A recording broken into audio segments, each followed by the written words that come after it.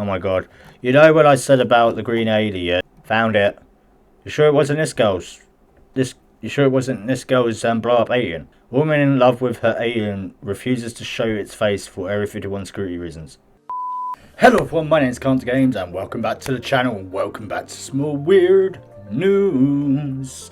Weird, entertaining, insanely rare, dramatic news. I don't even know if I've got anything I can put to sound to that, but fuck it. But yeah, welcome back to the weird news everyone. On today's news, people in Melbourne are complaining it's that time of year again when the cum trees bloom. Yeah. I think it's slang. If not, all I'm imagining is trees blossoming penises. And also, man describes coming face to face with 6-foot green alien in Yorkshire. Yep, there's been another sighting of an alien, 6-foot green one. I think the guy probably was just on shrooms. Anyways, that's all to come today in today's win. I hope you enjoy. And if you do, I really appreciate if you give a like in this video and leave your thoughts and opinions in the comments below. Anyways, let's get into this, shall we?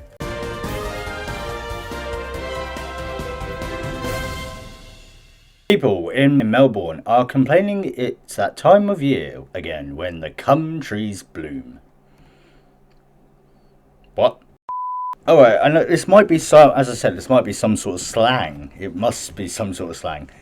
Anyway, let's have a look at this, shall we? It's that time of year again for people in a specific part of Australia where the plants affectionately known as cum trees start to blossom. The ornate pear tree blooming again in Victoria for spring. The trees are currently wreaking havoc in Melbourne, with Aussies taking to social media to complain about the unique stench that the trees blossom emit. Okay, so what is it, like rotten cheese smell, is it? Is that what I mean? Find out.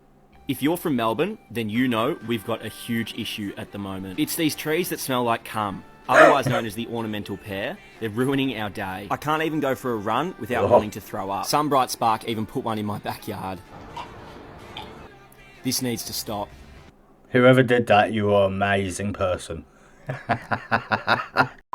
Melbourne man Lewis Phillips took to TikTok to document his struggles with the stinky plants. If you're from Melbourne, then you know we've got a huge issue at the moment, he said in the now viral clip. It's these trees that smell like gum, otherwise known as the ornamental pear.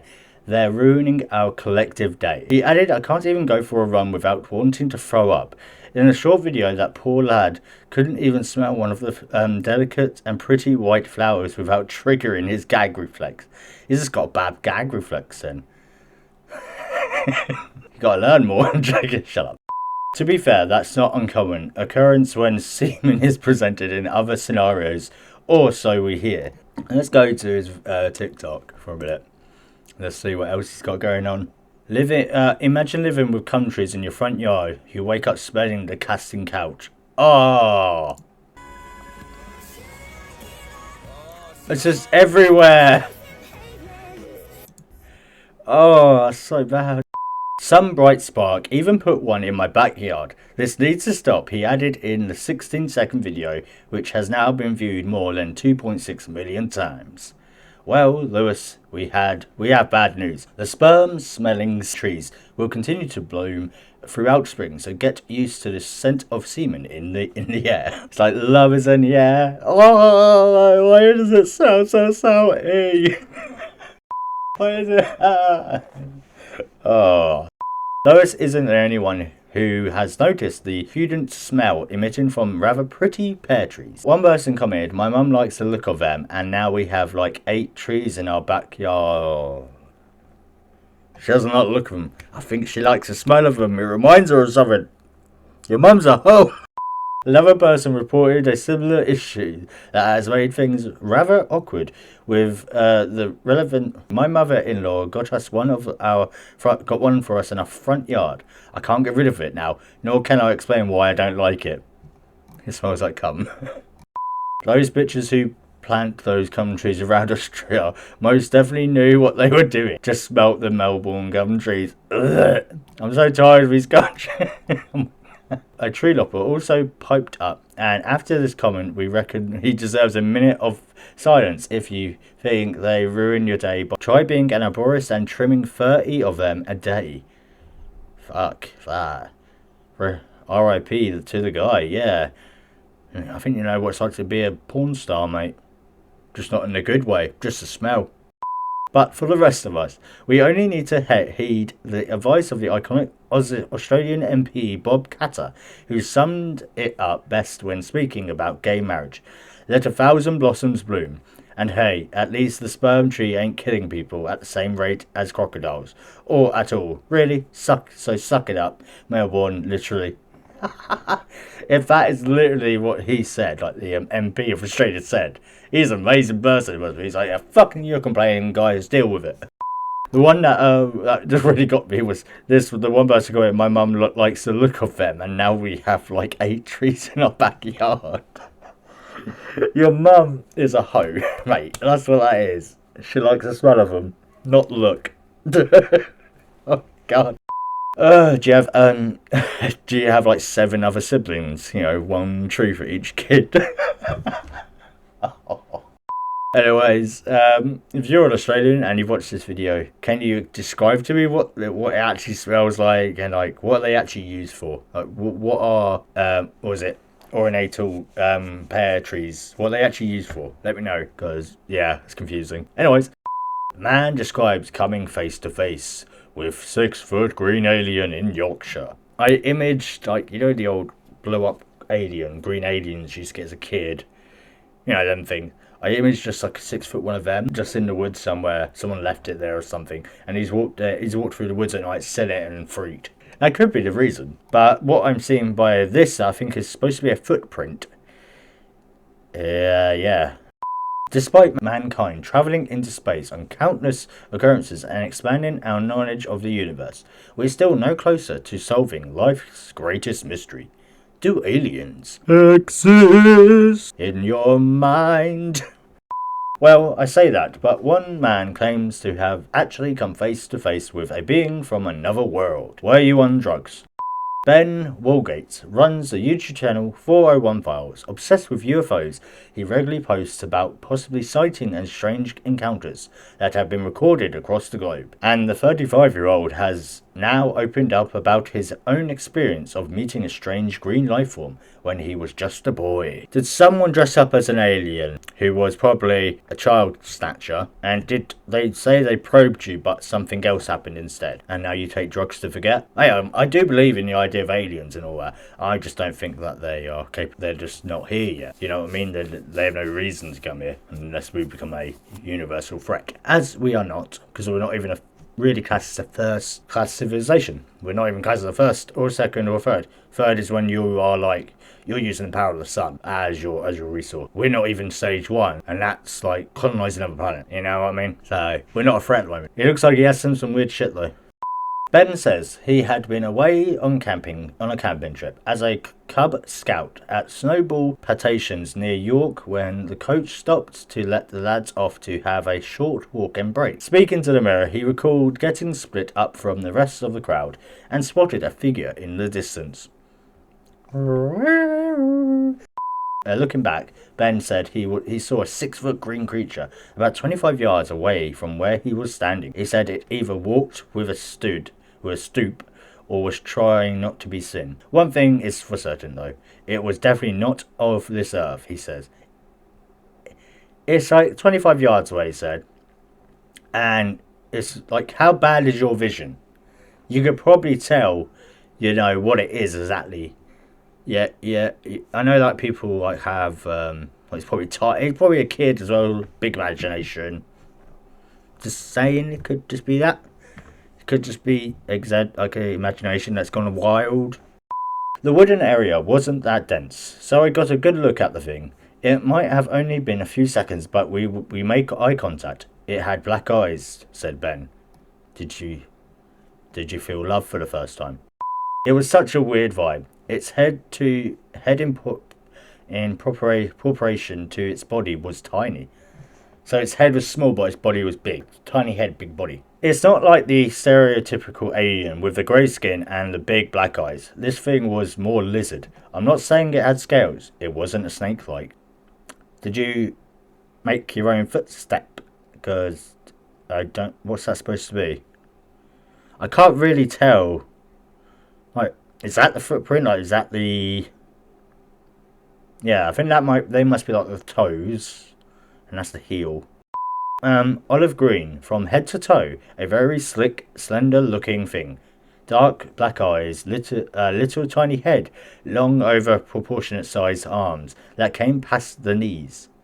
So oversized arms that went past the knees. So really long arms, tiny head. I'm gonna try something. I have never used this paint before, but I have an idea like that. But the head is smaller than that, I guess. How small? There you go. So, is that what you mean? Fucking no. Fucking... Yeah, it was just otherworldly. It shouldn't have been walking on 2 feet. This thing was walking right through the woods. If you've sat there thinking that this sounds a bit of a stretch, Ben is adamant he is telling the truth and is certain of what he saw that day. You're a kid and you're like an adult now. You sure?